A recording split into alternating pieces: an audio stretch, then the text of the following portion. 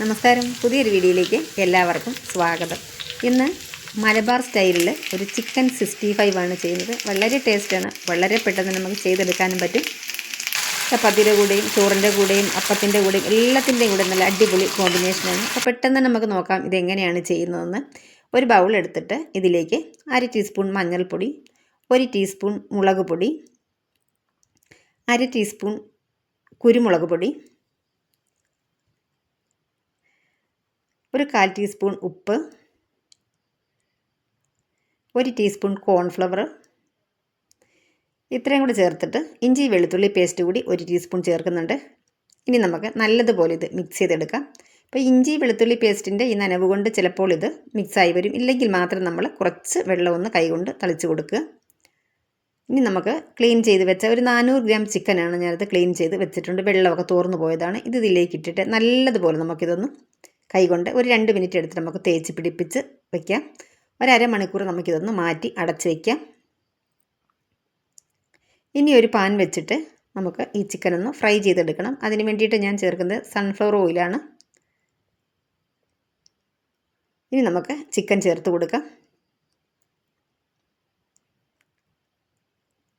ഒരു 2-3 മിനിറ്റിന് ശേഷം നമുക്കിതൊന്ന് തിരിച്ചിട്ട് കൊടുക്കണം. ചിക്കന് തിരിച്ച് മറിച്ച് വിട്ട് നല്ലതുപോലെ നമുക്കിതൊന്ന് ഫ്രൈ ചെയ്തെടുക്കണം.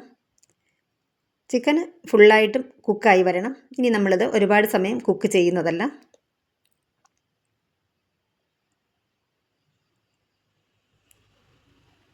നന്നായിട്ട് കൂടെ ഒന്ന് തിരിച്ച് മറിച്ച് ഇട്ട് കൊടുക്കാം. നല്ലതുപോലെ ഇതൊന്ന് മുരിഞ്ഞ് റെഡിയായി വരട്ടെ. ഇപ്പോൾ ചിക്കൻ ഇവിടെ ഫ്രൈ ആയി വന്നിട്ടുണ്ട്. ഇനി നമുക്കിതിങ്ങനെ കോരിയെടുക്കാം.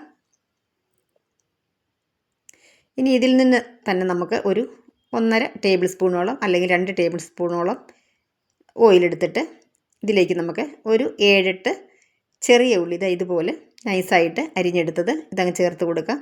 ഇനി ഒരു 6-7 പച്ചമുളക്. ഈ പച്ചമുളകിന് തീരെ എരിവ് കുറവാണ്, അതുകൊണ്ടാണ് ഇത്ര ഞാൻ എടുത്തിട്ടുള്ളത്. നമുക്കൊരു 3-4 ആയാലും മതി. ഒരുപാട് എരിവിലല്ല നമ്മളിത് ചെയ്യുന്നത്. ഇതൊക്കെ ചേർത്ത് കൊടുത്തിട്ട് നന്നായിട്ട് നമുക്കിതൊന്ന് ഇളക്കി കൊടുക്കാം. നല്ലതുപോലെ ഈ പച്ചമുളകും വെളുത്തുള്ളിയും ഒന്ന് വഴന്ന് റെഡിയായി വരണം. നന്നായിട്ടിത് മിക്സ് ചെയ്ത് കൊടുക്കാം.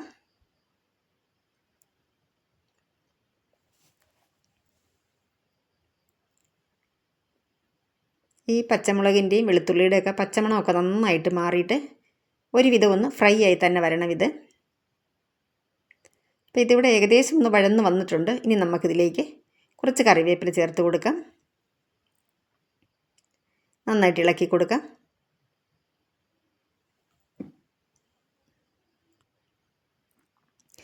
കറിവേപ്പിലയൊക്കെ നന്നായിട്ട് വാടി പച്ചമുളകൊക്കെ നന്നായിട്ട് വാടി വഴന്ന് വന്നിട്ടുണ്ട്. ഇനി നമുക്കിതിലേക്ക് ചേർത്ത് കൊടുക്കേണ്ടത് ടൊമാറ്റോ സോസാണ്. ടൊമാറ്റോ സോസോ കെച്ചപ്പോ എന്തായാലും മതി. അത് 2 ടേബിൾ സ്പൂൺ ചേർത്ത് കൊടുത്തിട്ടുണ്ടായിരുന്നു. പിന്നെ 1 ടീസ്പൂൺ തന്നെ വേണ്ട സോയാ സോസ് ഇതിവിടെ ചേർത്ത് കൊടുക്കാം. ഇനി 1 ടീസ്പൂൺ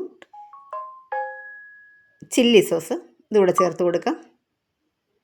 ചില്ലി സോസ് നിർബന്ധമല്ല, വേണമെങ്കിൽ മാത്രം ചേർത്ത് കൊടുക്കുക. റെഡ് ചില്ലി സോസാണ്. നന്നായിട്ട് മിക്സ് ചെയ്ത് കൊടുക്കാം. ഒരു ഹൈ ഫ്ലെയിമിലേക്ക് ഇപ്പോൾ മാറ്റി കൊടുക്കണം. ഇതുവരെ നമ്മൾ ചെയ്ത് ഒരു മീഡിയം ഫ്ലെയിമിലായിരുന്നു. സോസ് ചേർത്തതിന് ശേഷം ഹൈ ഫ്ലെയിമിലേക്ക് മാറ്റി കൊടുക്കുക. ഇതെല്ലാം ഇവിടെ നന്നായിട്ടൊന്ന് റെഡിയായി വന്നിട്ടുണ്ട്. ഇനി നമുക്കിതിലേക്ക് നമ്മൾ നേരത്തെ ഫ്രൈ ചെയ്ത് വെച്ചിട്ടുള്ള ചിക്കൻ ചേർത്ത് കൊടുക്കാം.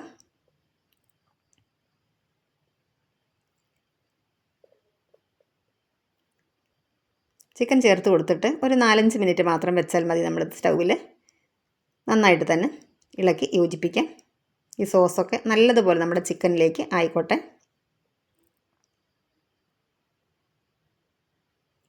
അപ്പം നമ്മുടെ നല്ല കിടുക്കാച്ചി ചിക്കൻ 65 ഇവിടെ റെഡി ആയിട്ടുണ്ട്.